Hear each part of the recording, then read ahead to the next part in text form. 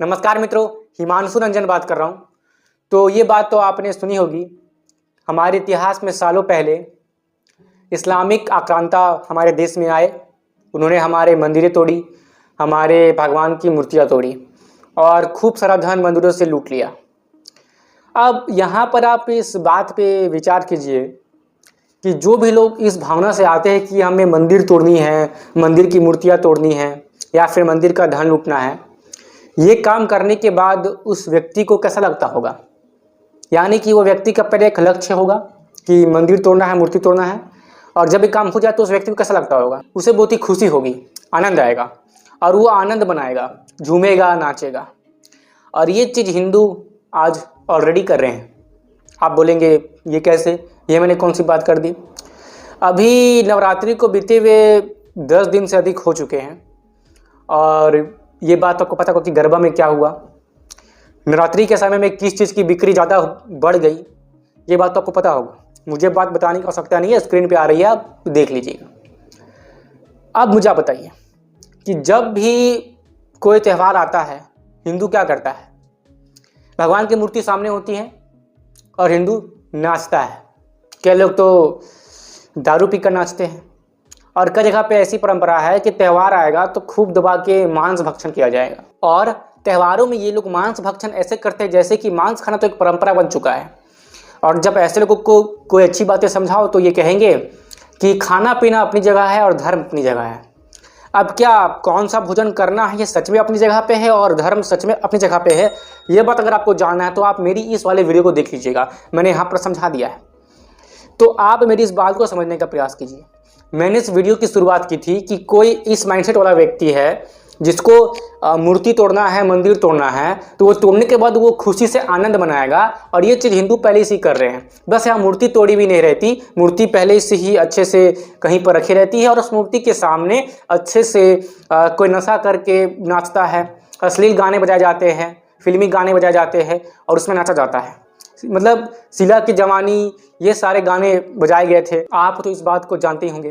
कुछ लोग कहते हैं कि हिंदू खतरे में, लेकिन मैं कहता हूं कि हिंदू नहीं, हिंदू धर्म खतरे में है। और ये खतरा किसी बाहर वालों से नहीं, स्वयं हिंदुओं से है।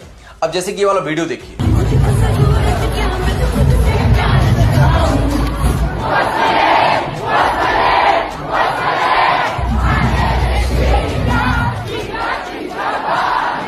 आदि शक्ति जगदम्बे की मूर्ति सामने रखी है और उसके सामने ये लोग शीला की जवानी गा रहे हैं। पता नहीं कौन सी चक्की का मैला खाते हैं ऐसे लोग जिन्हें इतना भी समझ नहीं आता कि ये माता रानी का जगराता है, इनकी मौसी की शादी नहीं। और ये सब सिर्फ एक जगह पर नहीं हो रहा है। गाजियाबाद के पंडाल में 2 मुस्लिम सिंगर को माता का भजन गाने के लिए बुलाया जाता है, लेकिन उन्होंने भजन गाने से मना कर दिया और फिल्मी गाना गाने लगे। लेकिन हिंदू विरोध करने के बजाय मजे से सुन रहा है। वहीं दूसरा एक वीडियो गाजियाबाद से ही आया है, जहां माता रानी के पंडाल के आगे नॉनवेज जालीदार टोपी वालों के द्वारा बेचा जा रहा है और लोग उसका विरोध करने के बजाय मजे से खा रहे हैं। और अब बंगाल से आई ये वीडियो देखिए, जिसमें ममता बनर्जी के विधायक मदन मिश्रा मां के पंडाल में मेरे दिल में काबा, मेरे दिल में मदीना है गा रहे हैं और ममता बनर्जी ताली बजा रही है। और इसी तरह इस आर्टिकल को पढ़िए, जहां मुनव्वर फारूकी, जिसने माता सीता और प्रभु श्रीराम का खुलेआम मजाक बनाया था, जब गरबा पंडाल पहुंचता है तो उसके साथ सेल्फी लेने की होड़ लग जाती है। और इसी तरह ये वीडियो भी इंदौर का बताया जा रहा है, जहां एक कैफे में गरबा का आयोजन किया गया था और लड़के लड़कियां बाकायदे नशे में धुत होकर डिस्को में थिरकते हुए दिखाई दे रहे हैं। और अब इनको देखिए, घर होटल सड़कें कम पड़ गया भाई साहब को, तो माता के पंडाल में ही शुरू हो गए। मतलब हद पार कर दी है हिंदुओं ने। सोचिए कि साल के 365 दिन में सिर्फ 9 दिन इन जैसे लोगों से भक्ति भाव के साथ भजन नहीं हो रहा है और इन्हें हिंदू राष्ट्र चाहिए। खैर, ऐसे लोगों के लिए कमेंट्स बॉक्स खुला है, जो मन में आए वो लिखिए। आज मैं आप लोगों को नहीं रोकूंगा, क्योंकि जब तक ऐसे लोगों को आईना नहीं दिखाया जाएगा, ये लोग ऐसे ही कीचड़ में डुबकी लगा लगा कर खुद को गंगा नहाए वो समझते रहेंगे। तो दिखाइए इनको आईना और शेयर कीजिए वीडियो। और आजकल जो ये बिहारी है ना, इनकी जो भाषा है भोजपुरी, यानी कि जो लोग भी भोजपुरी भाषा वाले लोग हैं, ये लोग तो अपने कल्चर को और भी अधिक बर्बाद करने में लगे हुए हैं। अब मैं ये बात क्यों बोल रहा हूँ, आपने ये देखा होगा कि जब भी कोई विसर्जन का समय होता है, भगवान की मूर्ति रखी होती है सामने, और कैसे ये अश्लील भोजपुरी गाना बजाते हैं और डांस करते हैं। और सिर्फ बात विसर्जन की नहीं है, मैंने ये भी देखा है कि पंडाल में मूर्ति रखी हुई है, सामने में डीजे रखा हुआ है और उस डीजे में अश्लील भोजपुरी गाने बजाई जा रही है और वहाँ पे लोग आराम से नाच रहे हैं, महिलाएं नाच रही है पुरुष नाच रहे हैं, बच्चे नाच रहे हैं, और इस बात का बिल्कुल भी पता नहीं है कि जो गाना बज रहा है उसका मतलब क्या है। पता होता है फिर भी उस गाने पे नाचा जाता है। बस नाचने से मतलब है, कुछ भी हो, बस एंजॉय करने से मतलब है, 2-4 फोटो खिंचाना है, स्टेटस पे लगा देना है, हो गया हमारा त्यौहार। ऐसे ही हमने अपने त्यौहार को मनाया। और आजकल ऐसे ही हो रहा है, आरती होता है 5-10 मिनट के लिए, वहाँ आपको अधिकतर लोग नहीं दिखेंगे। आप बस डीजे बजा दो और डीजे में कोई असली गाना बजा दो और वहाँ पे नाचो भांडों की तरह, वहाँ पर आपको भीड़ मिल जाएगी। लोग थक जाएंगे फिर भी नाचेंगे, और जो जरूरी काम घर पे कर रहा है वो छोड़ के आ जाएगा इन असली गानों पे नाचने के लिए। तो ये आजकल की हिंदुओं की स्थिति हो चुकी है। और आप इस बात को भी समझिए कि ये जो त्यौहार आते हैं ना हमारे, किसी पर्टिकुलर समय पे आते हैं, किसी पर्टिकुलर सीजन पे आते हैं, तो इसका कोई मतलब होता है, इसके पीछे का कोई वैज्ञानिक कारण होता है। जैसे नवरात्रि के पीछे का वैज्ञानिक कारण क्या है, क्या क्या हो सकता है, इस पर मैंने वीडियो बनाई थी और उसी चैनल पे अपलोडेड भी है, आप चाहे तो उन्हें देख सकते हैं। लेकिन किसी को भी ये जानने की उत्सुकता नहीं रहती है कि कोई त्यौहार आता है तो वो क्यों आता है, उसके पीछे का क्या कारण है, क्या वैज्ञानिक कारण हो सकता है, और इस त्यौहार में हमें क्या करना चाहिए जिससे कि हमारी आध्यात्मिक या बौद्धिक उन्नति हो पाए। इस बारे में कोई विचार नहीं करता है। बस त्यौहार आना है और हमें करना है केवल मस्ती मस्ती मस्ती, यानी कि त्यौहार केवल मनोरंजन का एक पार्ट बन करके रह चुका है। अरे त्यौहार आते क्यों हैं? ताकि हमारे अंदर की जो सतोगुण है, यानी कि वो गुण जो हमें अच्छाई के रास्ते पे ले जाए, वो गुण जो हमारे अंदर के आलस्य को मारे, हमारे अंदर के जो दुर्गुण भावना है, जो जितने भी हमारे अंदर के दुर्गुण हैं उसे वो नष्ट करे, चाहे वो काम की भावना हो, क्रोध की भावना हो, ईर्ष्या की भावना हो, लोभ हो और मोह की भावना हो। और ये मोह क्या होता है, कर्तव्य क्या होता है, इस पर भी मैंने वीडियो बना रखी है, आप इस वीडियो के खत्म होने के बाद देख लीजिएगा। आपस में प्रेम भाव बढ़ना चाहिए, आपस में एकत्व आना चाहिए। ये सब के बजाय केवल इसी बात पे त्यौहार टिक गया है कि एक डीजे आएगा और उस पर असली गाना बजेगा और झूम करके नाचा जाएगा। ये सारी भांडगिरी वाली चीज़ें दुर्गा पूजा के विसर्जन के टाइम पर भी होती है, इस पर भी मैंने वीडियो डाला है। और मैं आपसे विनम्र अनुरोध करूंगा कि आप कृपया करके इस वाले वीडियो को देख लीजिएगा।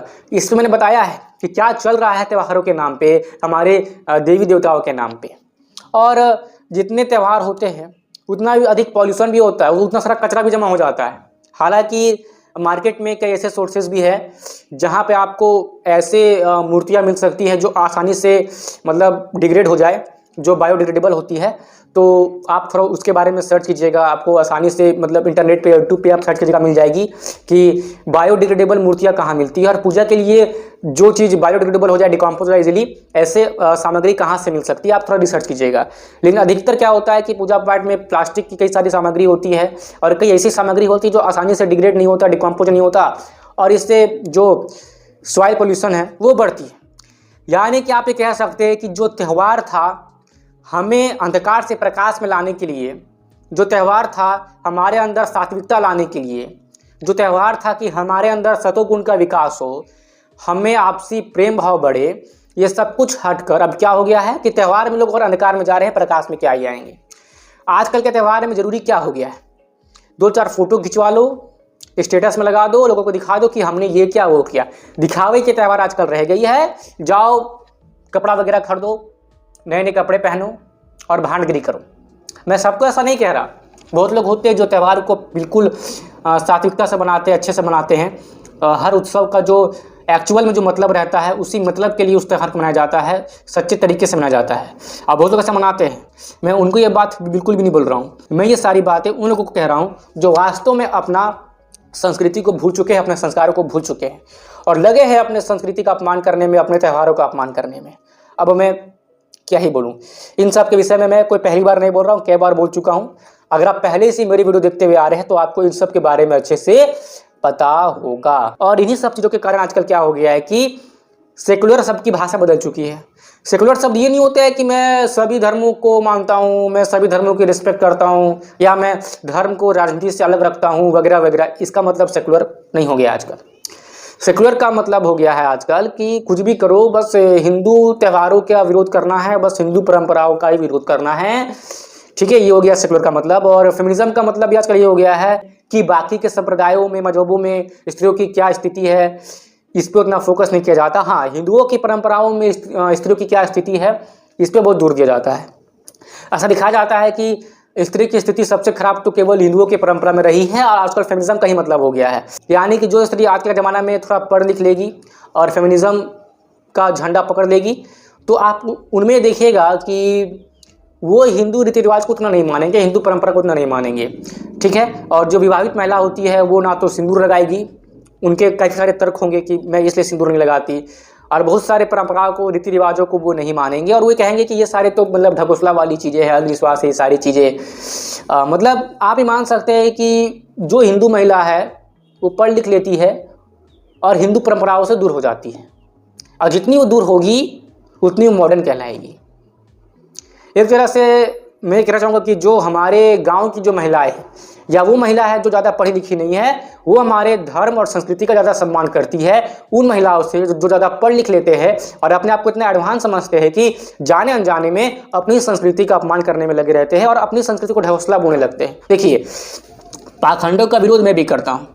हिंदू धर्म में जो भी पाखंड है आप उसका विरोध कीजिए, लेकिन जो वास्तविक चीज़ें हैं, जो सच में जानने योग्य चीज़ें हैं, जो हमारी संस्कृति का महत्व है, उसे कम से कम जानने का प्रयास तो कीजिए कि जो वास्तविक संस्कृति हमारी क्या थी और अभी क्या हो गई है। रिसर्च तो कीजिए, अच्छे से समझिए, तो सीखिए। तो ये सभी को सीखना नहीं है, बस मॉडर्न गिरी के नाम पे भांड गिरी के दिखा देना है।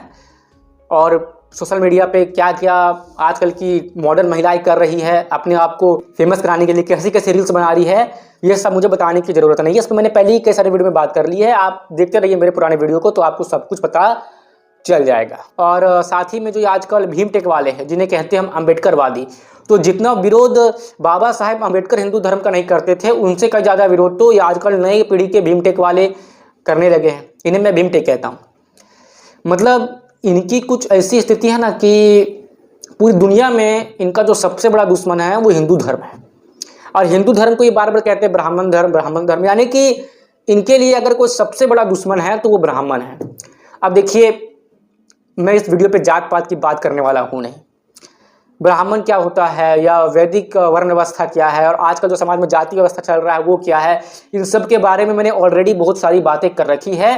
प्लेलिस्ट पड़ा हुआ चैनल पे, आप जाकर के देखिए, आपको वर्ण व्यवस्था के बारे में, जाति व्यवस्था के बारे में अच्छे से सब कुछ समझ में आ जाएगा। और जो इन भीम टेक वालों की नौटंकी है आपको ये भी समझ में आ जाएगी। तो फिर ले दे के मैं आप सभी से केवल यही बात कहना चाहता हूँ कि दूसरे किसी संप्रदाय या मजहब को कुछ भी बोलने से पहले अपने घर में देख लीजिए कि आपके घर में क्या हो रहा है और आपके घर में लोग कितना संस्कृति का सम्मान कर रहे हैं।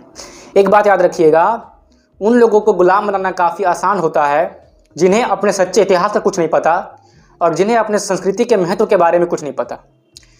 ऐसे लोग जिन्हें अपने इतिहास, अपनी परंपरा और अपनी संस्कृति के बारे में कुछ भी नहीं पता होता है, ऐसे ही लोगों को काफ़ी आसानी से धर्म और मजहब के नाम पे बेवकूफ़ बनाया जा सकता है, जात पात के नाम पे बेवकूफ़ बनाया जा सकता है और ऐसे लोगों को गुलाम बनाया जा सकता है। और जब अधिकतर ऐसे लोग गुलाम बन जाएंगे तो ना देश बचेगा और ना देश की संस्कृति बचेगी। कोई सा भी देश कितना आगे बढ़ सकता है ये काफ़ी हद तक उस देश की सांस्कृतिक विरासत पर भी निर्भर करता है। इसलिए मैं आप सभी से निवेदन करता हूं कि कृपया करके आप किसी भी संप्रदाय से आते हो, आप कोई भी हो, अगर आप भारत में जन्मे हैं तो कृपया करके अपने आप को सच्चा भारतीय मानिए और जो वास्तविक भारतीय संस्कृति है उनके बारे में जानिए, उनको पढ़िए और कृपया करके इन पे राजनीति ना करिए। जैसे कि अभी हाल ही में आपने सुना होगा कि CJI गवई पर जूते फेंके गए थे। अब इस इंसिडेंट को काफ़ी लोगों ने जाति का एंगल दे दिया। कुछ लोग ये कह रहे हैं देखो वो जो गवई है वो तो किसी दलित परिवार से है, दबा हुआ परिवार से है, इसलिए वो इतने ऊंचे पद पर पहुंच गया है, इसलिए उसे जूते मारे गए हैं। अब जो गवई साहब ने जो स्टेटमेंट दिया था तो वो स्टेटमेंट भी मेरे ख्याल से सही नहीं था, वो काफ़ी उत्तेजक स्टेटमेंट था। उन्हें इस तरीके से नहीं कहना चाहिए था कि जाओ अपने विष्णु भगवान से ही पूछो कि उनकी मूर्ति सही कैसे होगी, तुम बहुत बड़े भक्त हो विष्णु भगवान को, जाओ इस बारे में विष्णु भगवान से ही बात करो। कुछ इसी टाइप का स्टेटमेंट उन्होंने दिया था जो वाकई में काफ़ी भड़काऊ था और इस बात को जाति का एंगल दे दिया गया कि वो जो CJI गवई साहब थे वो तो दलित थे, इसलिए उन पर जूता मारा गया है और वो इतने ऊंचे पद पर बैठे हैं। एक दलित होकर के कोई इतना ऊंचा पद पर कैसे बैठ सकता है। और यदि मैं आपको गवई साहब की बैकग्राउंड बताऊं तो वो कुछ इस प्रकार से हैं। ये हमारे CJI साहब हैं, इनका नाम है BR गवई। बताया जाता है कि पहले बुद्धिस्ट और देश के दूसरे दलित चीफ जस्टिस ऑफ इंडिया हैं। चलिए, पहली बात तो ये है कि अगर आप अपने आप को दलित कहते हैं, आपने वो छोड़ करके बुद्धिज्म अपना लिया, तो आप दलित क्यों?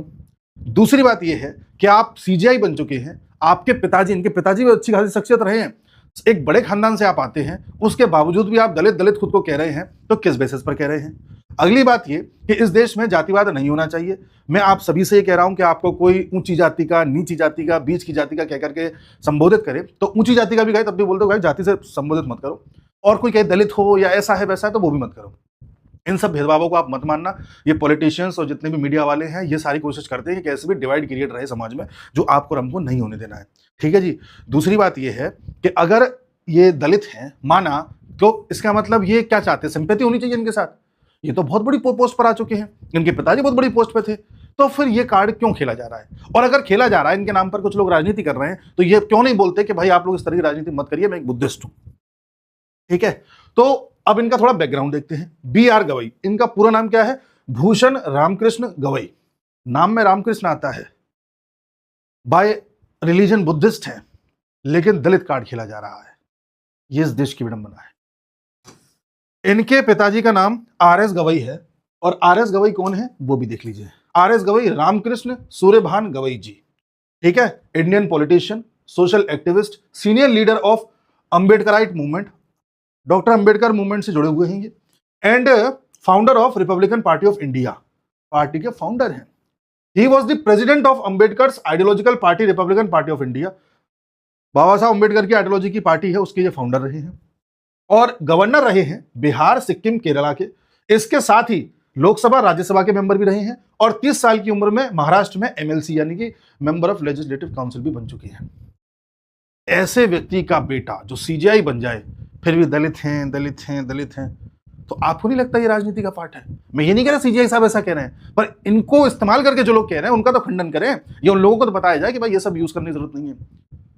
तो अब आपको समझ में आ रहा है कि जात पात के नाम पे किस तरीके से बकलोली किया जा रहा है, किस तरह से जनता को मूर्ख बनाया जा रहा है और राजनीति की जा रही है। जबकि यहाँ पर जात पात का एंगल को लाना ही नहीं चाहिए था, और ये देखना चाहिए था कि जो बात गवई जी ने कही है, क्या वो बात सच में सही है? क्या कोई ऐसा कानून है कि जो हमारे सांस्कृतिक विरासत को रिकवर करने का हमें हक देता है?